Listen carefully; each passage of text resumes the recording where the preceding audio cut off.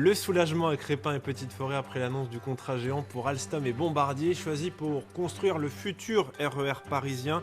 Une annonce qui traduit aussi l'extrême fragilité de la filière. Reportage. L'Alliance Bombardier-Alstom a désormais un boulevard devant elle pour signer le juteux contrat de 3,5 milliards d'euros du futur RER parisien. De quoi redonner le moral aux salariés de Crespin et Petite Forêt dans un secteur tout de même fragile. Jean-Louis Manant, Dominique Dumont. Éric Manusset est le directeur de l'Association des industries ferroviaires. Il représente 130 entreprises dans le Nord-Pas-de-Calais.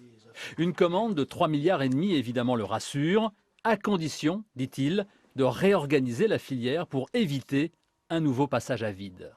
Il ne faudrait pas rester sur cette commande. Il ne faudrait pas que le son se dise, ça y est, parce que dans 5-6 ans, on recommence, très clairement. Donc ça va nous permettre de mettre nos entreprises dans une synergie internationale avec un peu plus de confort. C'est là le cœur du problème. Les 270 rames du RER parisien vont donner 5 à 6 années de travail aux entreprises du Valenciennois. C'est bien, mais ça reste du court terme.